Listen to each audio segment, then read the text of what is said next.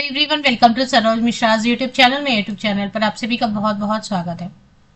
Eklavya model residential schools all over India, पूरे भारत देश से एक सेंट्रलाइज्ड रिक्रूटमेंट एडवर्टीजमेंट विज्ञापन जारी हुए हैं, जिसमें कि टीचिंग पोस्ट के लिए भी नोटिस है और नॉन टीचिंग पोस्ट के लिए भी है। तो इसमें पीआरटी नहीं होता है, पीआरटी की पोस्ट नहीं है केवल, बाकी टीजीटी ऑल सब्जेक्ट है, पीजीटी ऑल सब्जेक्ट है और इसके अलावा भी नॉन टीचिंग में कई सारे पोस्ट हैं।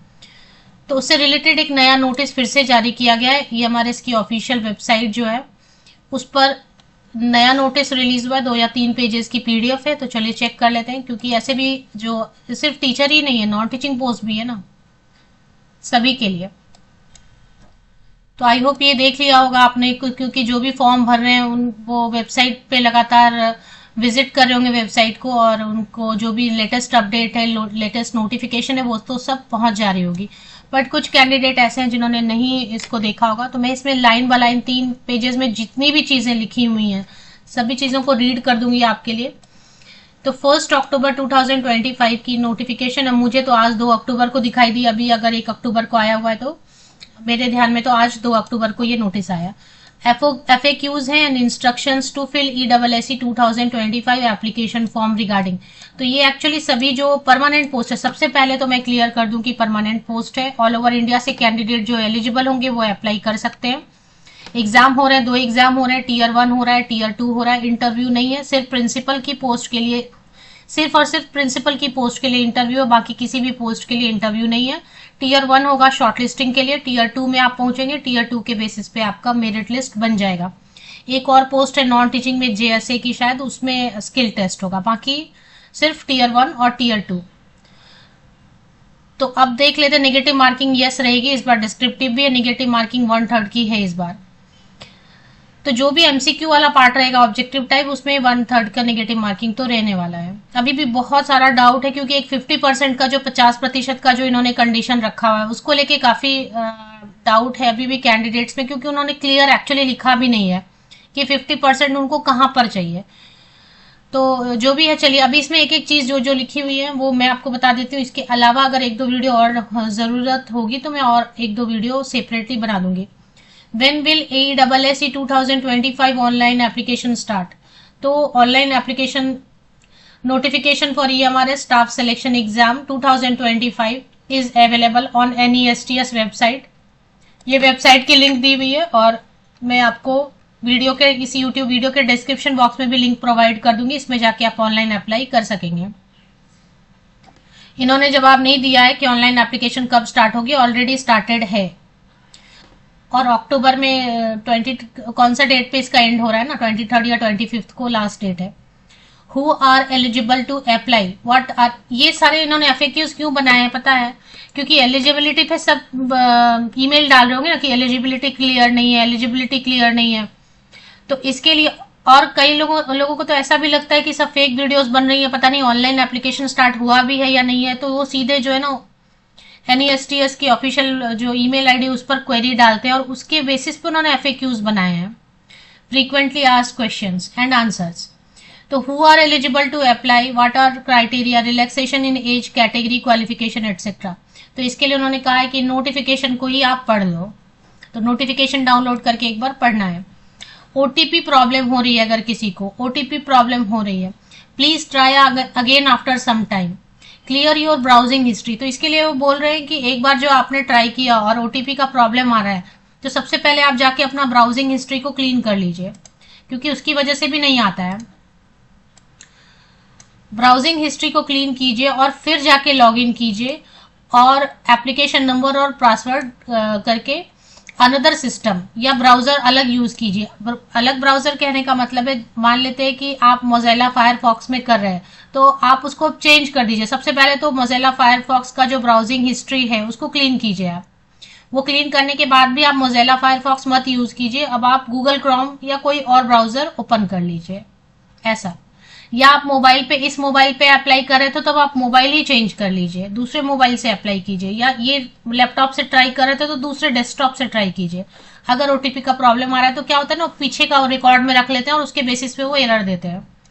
फी इज डिडक्टेड, ये बहुत लोगों को प्रॉब्लम होती है, फी is deducted from my account but fee payment status is not okay.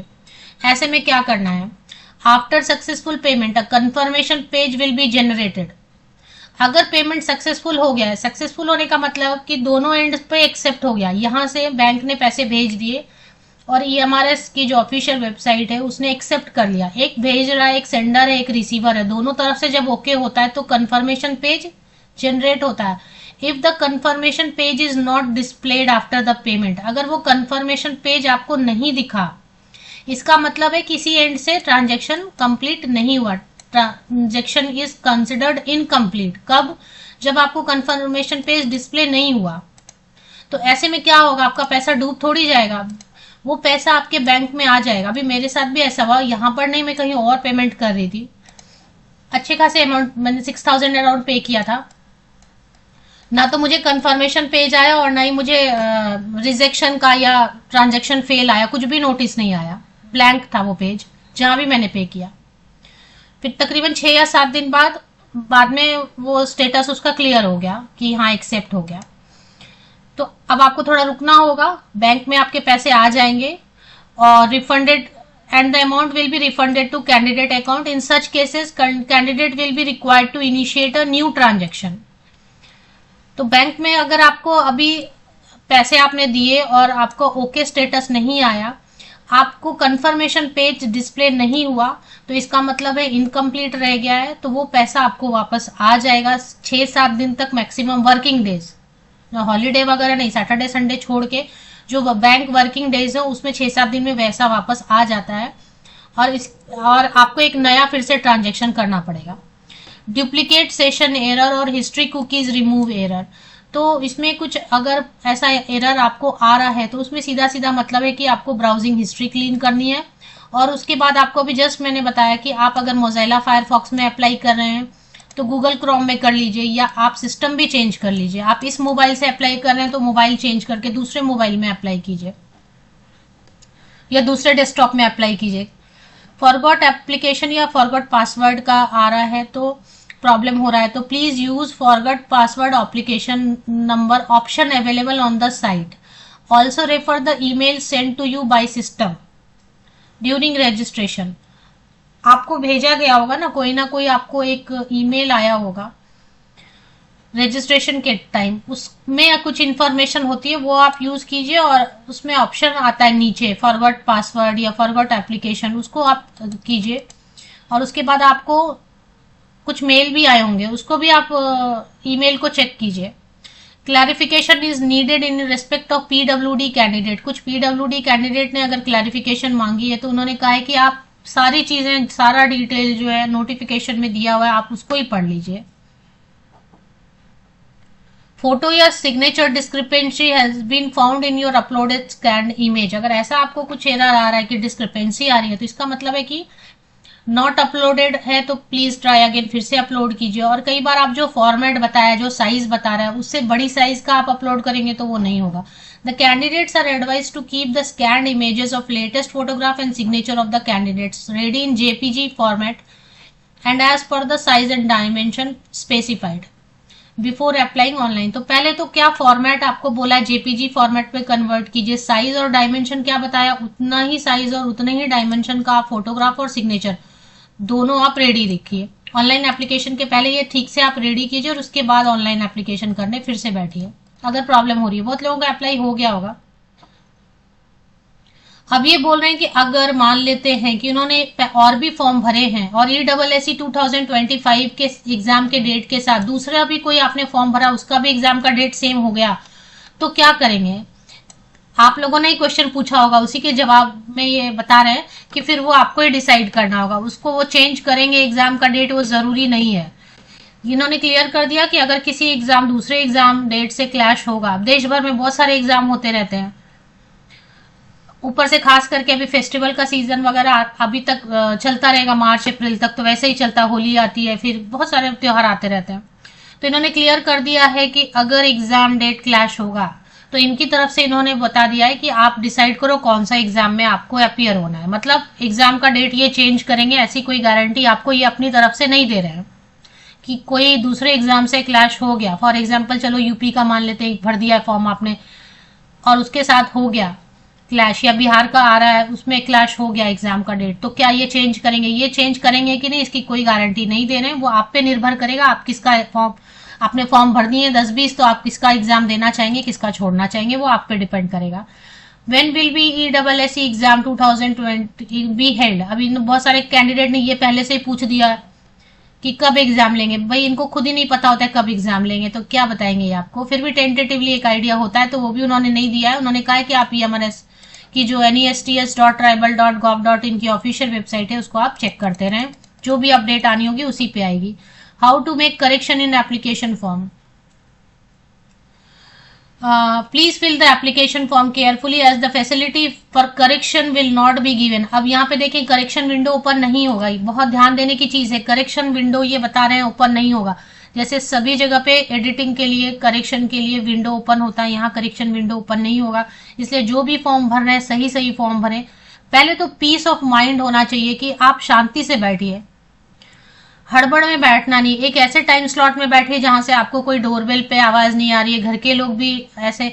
तो मोस्टली आप 2-3 बजे उठिए रात में और आराम से पीसफुली फॉर्म भरिए लाइट ऑन करके। आपका सारा डेटा रेडी रहना चाहिए, आपके सारे सर्टिफिकेट सीक्वेंस में लगे होने चाहिए। बहुत सारी इंफॉर्मेशन आपने एक जगह पे खुद परसेंटेज, नाम वगैरह लिख लिया होना चाहिए, और आपको बार बार उसको कॉलम को मैच करना चाहिए, क्योंकि करेक्शन नहीं देंगे विंडो, और बाद में अगर कोई बड़ा आपने प्रॉब्लम किया रहेगा तो फिर वो आपको एफिडेविट बनवानी पड़ती है ना। When can I access syllabus and there is there any negative marking? हाँ भाई, निगेटिव मार्किंग है ना। जो लिखने वाला डिस्क्रिप्टिव है, डिस्क्रिप्टिव में निगेटिव नहीं रहता, ऑब्जेक्टिव में तो रहता है। बट इन्होंने क्या बताया, syllabus is available on official website. For negative marking please refer the notification. Negative marking मैं बता रही हूँ आपको, 1/3 नेगेटिव मार्किंग है। सभी जहां भी ऑब्जेक्टिव टाइप जितने भी है, टीयर 1 में, टीयर 2 में, सब में 1/3 मार्क्स कट होंगे। कहने का मतलब है कि 1-1 मार्क का जहां क्वेश्चन रहेगा वहां पे 3 गलत आंसर आप करेंगे तो 1 मार्क कट हो जाएगी। सब तो नोटिफिकेशन में लिखा हुआ है अच्छे से, फिर भी कैंडिडेट उसको पूछ रहे हैं तो उन्होंने जवाब दिया। अच्छा, एक बहुत बड़ी प्रॉब्लम आ रही है ना बहुत लोगों को कि मेरे यूनिवर्सिटी या इंस्टीट्यूशन का नाम ही नहीं मिल रहा है, जो आप एप्लीकेशन फॉर्म भर रहे हैं उसमें अवेलेबल ही नहीं है लिस्ट में। Name of my institution university is not available in the option of the drop down box of the application form. तो ये बता रहे हैं कि उसमें एक ऑप्शन उन्होंने दिया हुआ है others. You can select others as option available in university board name drop down box and enter name of university और इंस्टीट्यूशन। तो उसमें अदर्स वाला जो है ना वो आपको फिल करना है, और enter the name of the university और institution. No option is given to select exam city. अब यहाँ पे बता रहे हैं जो फॉर्म भर रहे हैं उनको शायद एग्जाम सिटी अपने हिसाब से भरना होगा, तो उनको नहीं मिल रहा है। तो वो ही बोल रहे हैं कि वो खुद ही वो देंगे, इस ऑप्शन नहीं दे रहे हैं आपको, वो खुद सिस्टम आपको देगा। तो दूर भी हो सकता है आपका एग्जाम सेंटर, आपके सिटी में भी हो सकता है, दूर भी हो सकता है। मतलब ये ऑप्शन नहीं है, एग्जाम सेंटर का ऑप्शन वो आपको नहीं दे रहे हैं कि आप फिल करो। हर एग्जाम में होता है ना, सेंट्रल वाले एग्जाम में, कि वो ऑप्शन 3 देते हैं आपको कि ये तीनों आप प्रेफरेंस में डालो, बट यहाँ पे नहीं दिया है। वो ऑटोमेटिकली आपको जो अलॉट करेंगे वहां पे ही आपको जाना होगा, उसकी तैयारी आपको रखनी होगी। इसके लिए पहले से प्री एडमिट कार्ड आएंगे ना। चलिए, अब इसमें क्या क्या चीजें लिखी हुई है कि apart from the above refer to the instruction available on the website while applying. Please read the instruction procedure and information bulletin carefully before applying. Information bulletin में कुछ चीजें बिल्कुल ऐसा लिखा है ना, परसेंटेज का प्रॉब्लम कि हर साल हर सब्जेक्ट में 50% होना चाहिए, इस पे कैंडिडेट्स को डाउट है। बाकी निगेटिव मार्किंग वगैरह तो अच्छे से लिखा हुआ है, एज की क्राइटेरिया अच्छी से लिख दी गई है। ट्रांजैक्शन सक्सेसफुल नहीं होता तो या तो पैसा वापस आएगा 5 से 7 दिन में, या 5 से 7 दिन में आपके वेबसाइट पर रिफ्लेक्ट होने लगेगा कि हाँ सक्सेसफुल हो गया। Before proceeding correction window open नहीं होगा। Ensure that you meet the eligibility criteria. पहले वो बोल रहे कि आप एलिजिबल हैं तभी अप्लाई कीजिए, क्योंकि आपका फीस जो है वेस्ट ना हो। The fees is to be submitted through net banking से करना है, डेबिट कार्ड, यूपीआई से भी कर सकते, जैसे होता है ना जीपे वगैरह रखते, गूगल पे वगैरह, क्रेडिट कार्ड से भी कर सकते हैं। पहले आपको रजिस्टर करना होगा। साइज आपको बता रहे हैं, scan photograph and signature JPG format में ही होना चाहिए। फोटोग्राफ 10 KB से लेके 200 KB के बीच में ही उसकी साइज होनी चाहिए। सिग्नेचर की साइज जो है 10 KB से लेके 50 KB के बीच में ही होनी चाहिए। या तो फोटोग्राफ कलर्ड होना चाहिए या फिर ब्लैक एंड व्हाइट होना चाहिए, but should have a clear contrast. दोनों भी चलेगा अगर किसी के पास कलर्ड है अवेलेबल, लेकिन लेटेस्ट होना चाहिए, क्योंकि एग्जाम हॉल में मैच करेंगे, है ना, क्योंकि उसी के बेसिस पे एडमिट कार्ड बना के देंगे, फिर वो आपका फोटो मैच नहीं कर रहा होगा, 5 साल पुरानी फोटो आप डालेंगे तो वो नहीं, एकदम लेटेस्ट होना चाहिए। आजकल तो मोबाइल में भी ऐप आता है और मोबाइल से भी बन जाता है। Candidate must carefully enter their details, क्योंकि मॉडिफिकेशन भी नहीं देंगे और ये भी नहीं देंगे। Apply for the desired post, once registration is complete candidate will see individual links to apply for the available post. Candidate can apply for the post for which they meet the on applying for the post a new application number will be generated specific to post applied. तो आपको जो है ना number generate होगा, application number, वो आपको save करके रखना है। पेमेंट ऑफ एग्जाम फीस बता रहे हैं। Important instruction about password, password में ये क्या बता रहे हैं कि आपको जो है ना कम से कम 8 कैरेक्टर का होना चाहिए, मिनिमम 8 कैरेक्टर होना चाहिए। कहने का मतलब है आपको साइज जो है ना 1 2 3 4 5 6 7 8 ऐसे 8 तो कैरेक्टर होने चाहिए। अब इस 8 कैरेक्टर में कम से कम एक जो है ना अपर केस, मतलब कम से कम एक ऐसा होना चाहिए अल्फाबेट कैपिटल लेटर में, एक कम से कम जो है ना स्मॉल लेटर में होना चाहिए, जैसे एल लिख दिया मान लो। स्मॉल लेटर कैपिटल लेटर जरूर यूज होना चाहिए, कहीं भी 8 में से कहीं भी। नंबर 0 से 9 के बीच में एक जरूर होना चाहिए, जैसे सपोज 1 है, मैंने यहाँ पे 5 रख दिया, ठीक है। और कम से कम जो है ना न्यूमेरिक वैल्यू होना चाहिए, numeric digit, numeric value, special numeric value, और ये स्पेशल कैरेक्टर बोल रहे हैं। स्पेशल कैरेक्टर में इनमें से कोई भी आप एक्सक्लेमेटरी साइन दिया, डॉलर का साइन, परसेंटेज, जो कोई भी एंड का साइन कोई भी, इसमें से कोई भी एक साइन आपको, जैसे कि अभी सपोज मैंने ये तो सभी यूज कर लेते हैं @ है ना, या एंड कोई भी यूज कर लेते हैं। तो इतना ऐसे करके आपको ये क्या लिखा है, password must have at least 1 numeric value. तो एक तो है ही न्यूमेरिक डिजिट, तो है नंबर, तो है ही, उसके बाद न्यूमेरिक वैल्यू, अल्फाबेट हो ही गया। तो ये सब चीजों का ध्यान में रखना है। और 8 डिजिट कम से कम होना चाहिए, ज्यादा से ज्यादा 13 कैरेक्टर लंबा होना चाहिए, इससे ज्यादा लंबा नहीं होना चाहिए। 8 से छोटा अगर बनाएंगे, जैसे कि आप लेंथ छोटी रखेंगे 1 2 3 4 5 6 7, तो फिर वो बार बार आपको एरर आता रहेगा। एग्जैक्टली 8 होना चाहिए, 8 से ज्यादा होना चाहिए, 8 से 13 के बीच में कैरेक्टर, इतना आपको बड़ा पासवर्ड बनाना है। और उसमें हर चीज रहना है, capital letter, small letter, number, digit रहना है, न्यूमेरिक वैल्यू रखना है, स्पेशल कैरेक्टर रखना है, ये सब चीजें रखनी है। और कुछ दिया हुआ है अगर तो। अब आपको रजिस्ट्रेशन नंबर जो जनरेट होगा वो बहुत संभाल के रखना है। आपका पासवर्ड जो आपने क्रिएट किया है वो बहुत संभाल के रखना है, और वो बाद में आपको एंड तक, एकदम एंड तक आपको वही काम आएगा। Candidates are strongly advise not to share. अब आपका अपना जो आप नंबर वगैरह डिस्क्लोज मत करो, क्योंकि फिर कोई प्रॉब्लम, कोई मिसयूज कर लेता है तो आप उसके लिए कोई भी जिम्मेदार नहीं होगा।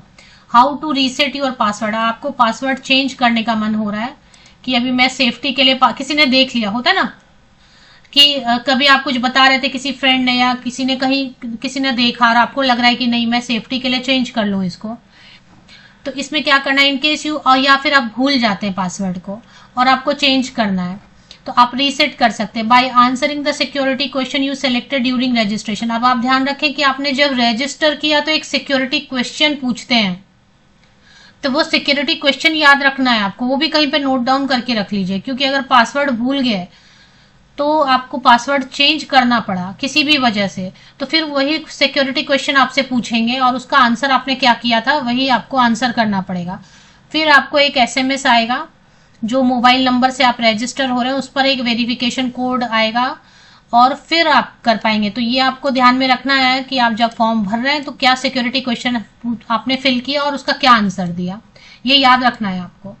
Please fill the application form carefully as the facility for correction will not be given.